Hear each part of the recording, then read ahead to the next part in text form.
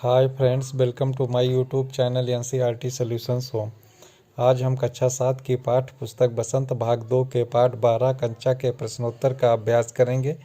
तो शुरू करते हैं आज की अपनी वीडियो। प्रश्न संख्या 1।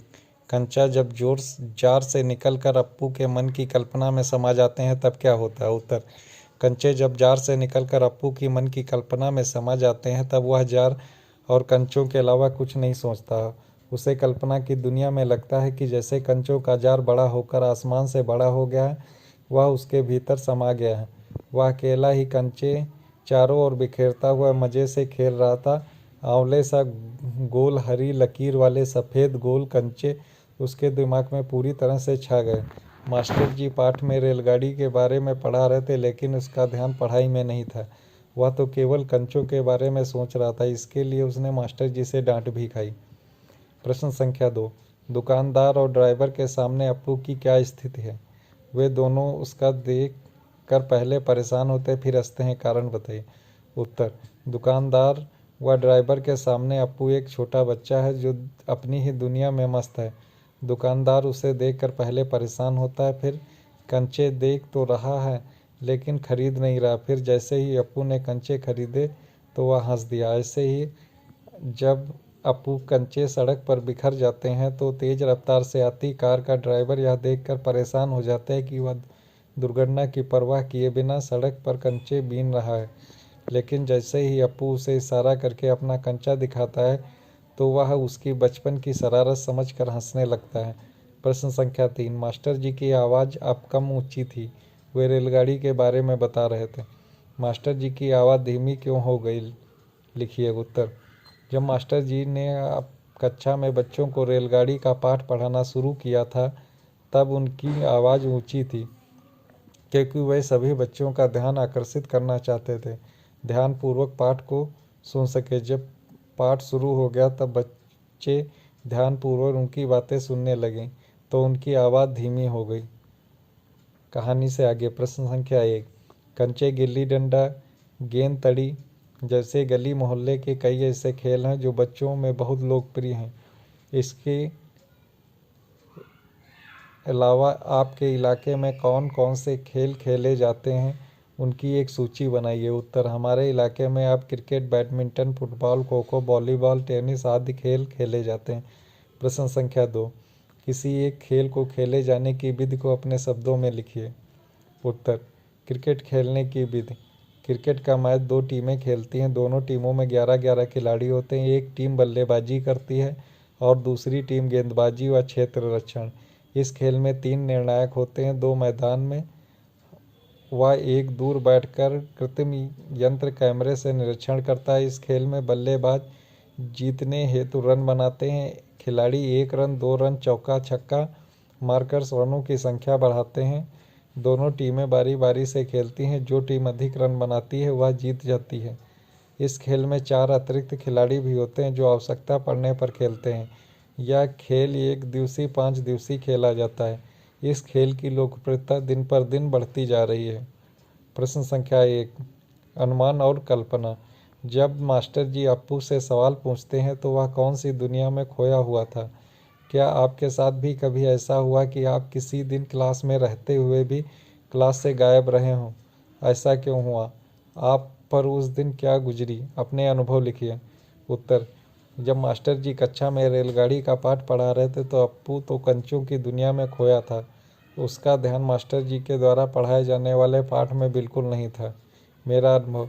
बात पिछले वर्ष की है। मेरा जन्मदिन था। घर में सब मेहमान आए थे। घर के बाहर तंबू लगा था। हमारे घर आने वाले रिश्तेदार के बच्चे उसमें खेल रहे थे, लेकिन मेरी उस दिन गणित की परीक्षा थी, इसलिए माँ ने मुझे विद्यालय भेज दिया। आधी छुट्टी तक परीक्षा चल रही थी तो मुझे घर का ख्याल भी न आया। लेकिन आधी छुट्टी के बाद जब पीरियड लगने शुरू हुए तो विज्ञान की अध्यापिका पढ़ा रही थी।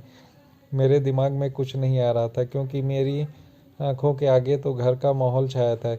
इतने में अध्यापिका मेरे पास आई। पूछा कि तुम्हें प्रश्न समझ आ गया? तो मैंने हाँ में उत्तर दे दिया, लेकिन बहुत शर्म आई। जब उन्होंने कहा कि तुम पढ़ क्या रहे हो, पुस्तक तो तुम्हारी उल्टी पड़ी है। सच।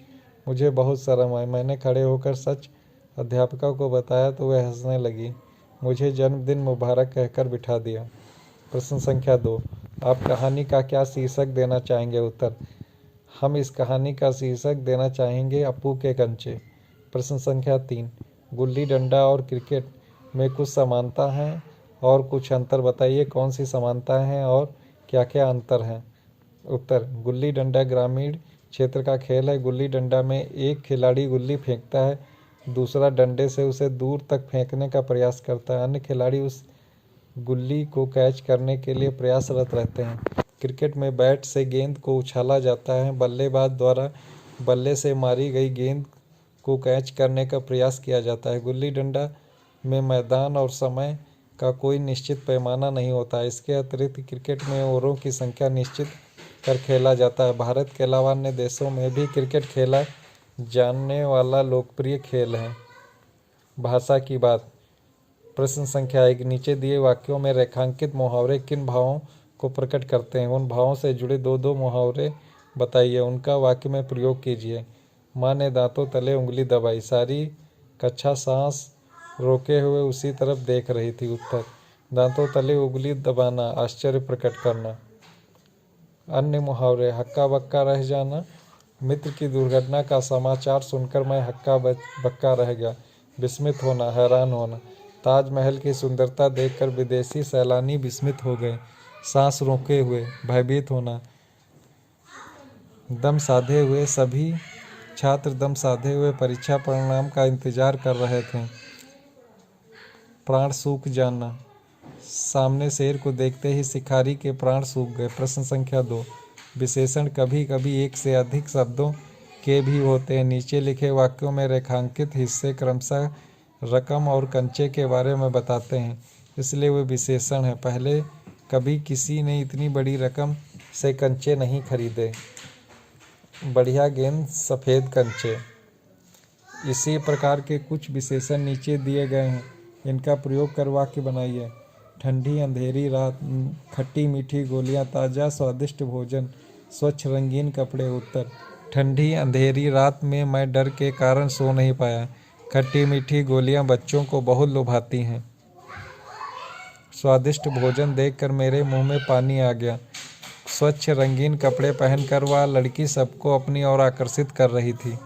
कुछ करने को। प्रश्न संख्या 1, मुंशी प्रेमचंद्र की कहानी ईदगाह खोजकर पढ़िए। ईदगाह कहानी में हामिद चिमटा खरीदता है और कंचा कहानी में अप्पू कंचे। इन दोनों बच्चों में से किसकी पसंद को आप महत्व देना चाहेंगे? हो सकता है आपके कुछ साथी चिमटा खरीदने वाले हामिद को पसंद करें और कुछ अप्पू को। अपनी कक्षा में इस विषय पर वाद विवाद का आयोजन कीजिए। ईदगाह कहानी में मेला देखने के लिए दादी के द्वारा दिए गए 3 पैसों से हामिद उनके लिए एक चिमटा खरीदता है, जबकि मेले में जब उसके साथी खिलौने खरीद रहे थे लेकिन वह अपने लिए कुछ नहीं लेता।